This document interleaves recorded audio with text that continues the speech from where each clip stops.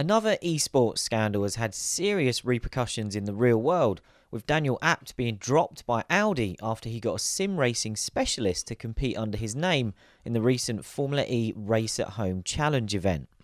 Abt was disqualified from the Berlin Tempelhof round and ordered to make a donation of €10,000 to charity when it emerged that he'd enlisted professional sim racer Lorenz Herzing to take his place. Abt was accused of not being at the wheel of his virtual Audi during the race, most notably by Mercedes driver and ex-F1 racer Stoffel Vandoorne, who was doing battle with Abt's car at the front of the field. What the hell? What is he doing, man? Come on, this is not even... Ah man, this is a joke. It's not even Daniel driving. Further suspicion was caused by the fact Herzing's face was obscured on the camera that was supposed to be showing Abt in action during the event.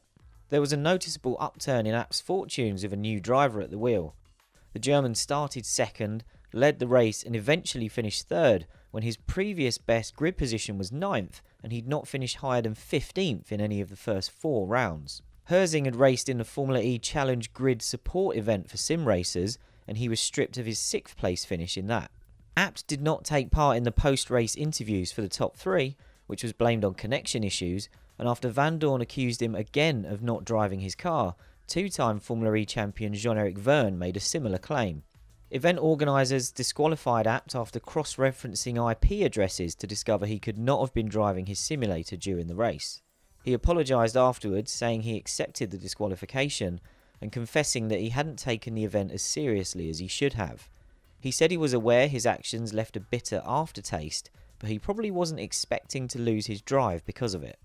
In a statement released by Audi announcing Abt's suspension, which is expected to be a permanent split, the manufacturer said, "Integrity, transparency and consistent compliance with applicable rules are top priorities for Audi. This applies to all activities the brand is involved in without exception. For this reason, Audi Sport has decided to suspend Daniel Abt with immediate effect." Following the news of his dismissal, Abt released an emotional video statement where he explained his actions. He said the plan was to reveal what he'd done after the event in an entertaining video package as a way to showcase what true sim racers were capable of against real-world drivers. The fallout from this saga has split the motorsport community, with some believing these virtual events being staged as alternatives while no real-world racing is taking place should not be taken too seriously.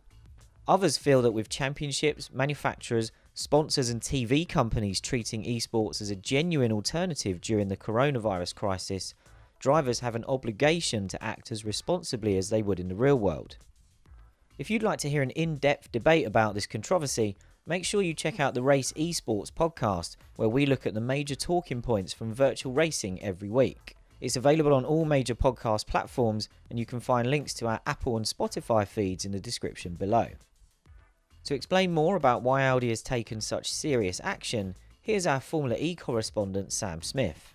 Quite why Daniel chose to get involved in this scheme is one of wonder, really. Only he knows. The assumption is that he did it for a joke or some kind of non-nefarious activity, but the fact is that it brought quite a few multinational companies, not least of course Audi, into disrepute with the storm that came after it.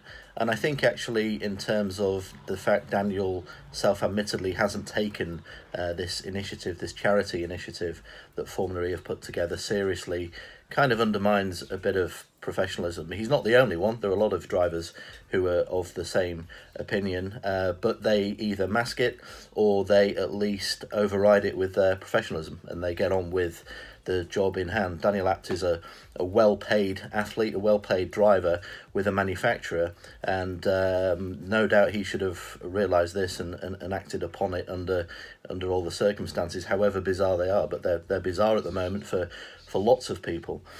I think a certain level of disrespect shown towards Formula E in terms of what they have put together hasn't helped Daniel, and I think that would have been taken into account when Audi were discussing his future yesterday, and then came to the decision this morning. It's obviously enormously regrettable. There are no winners from this situation, but I think what it proves is no matter what you're doing or how you're doing it with a major manufacturer, whether it be actually on the track or in esports and other, let's say, marketing and PR entities, you have to remain completely professional at all times.